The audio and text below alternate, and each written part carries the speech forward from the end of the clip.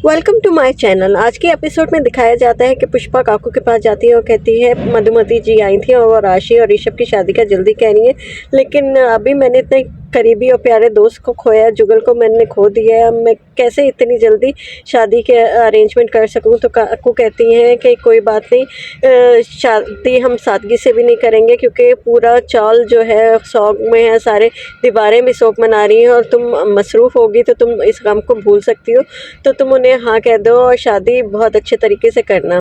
और फिर घर आके पुष्पा मधुमती जी को फ़ोन करती है और उनसे कहती हैं कि आपको मुनासिब तारीख देख के शादी की डेट फिक्स कर दें। और वहाँ पे ऋषभ भी बैठा होता है तो मधुमती जी कहती हैं कि पुष्पा जी का फ़ोन आया था, वो शादी की डेट फिक्स करने के लिए कह रही हैं। और फिर दूसरी तरफ सीन बदल जाता है, मधुमती जी आती हैं पुष्पा के घर और वो सारे शादी की बातें कर रहे होते हैं और वो पुष्पा को कहती हैं कि शादी के क्या इंतज़ामात करने हैं। तो पुष्पा कहती है शादी बहुत करीब है, बहुत 3 दिन है, 3 दिन के अंदर हमें शादी करनी है।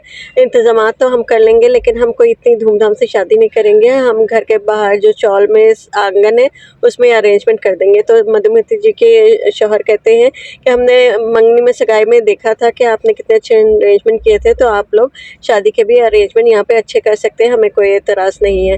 अभी यही बातें हो रही होती हैं कि इतने में तितली, वो जब उसे पता चला था कि डेथ सर्टिफिकेट का, वो आ जाती है, वो बाहर ये बातें सुन रही होती है और उस वक्त पुष्पा ये बात कर रही होती है, मैंने अपने बहुत अच्छे करीबी दोस्त को खोया है तो हम इतने कोई इतना ताम झाम नहीं करेंगे।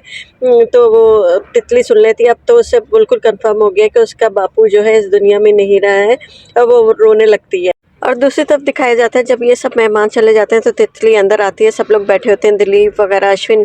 तो तितली आके ज़ोर से कहती है कि आपने मुझे छुपाया, मैंने डेथ सर्टिफिकेट देख लिया, मेरी माँ को फ़ोन कॉल मिलाओ, मैंने माँ के पास रहना, मैंने आप लोगों के पास नहीं रहना, आप लोग बहुत गंदे हो, आपने मुझे ये बात नहीं बताई। तो पुष्पा बहुत परेशान हो जाती है।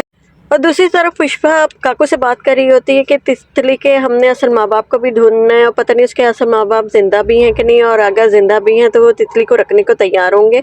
आगे तो बहुत सारे सवालात हैं, उसका क्या होगा, और तितली के असल माँ बाप का पता चलेगा, कादम्बरी के सारे जो कारनामे हैं वो सामने आएंगे। तो आपको क्या लगता है कि अगर कादम्बरी जेल से वापस आएगी और वो छूट जाएगी और अपने गलत काम फिर से करना शुरू कर देगी, हर दफ़ा की तरह वो कामयाब हो जाएगी अपनी चालों में? तो देखते हैं आगे क्या होता है।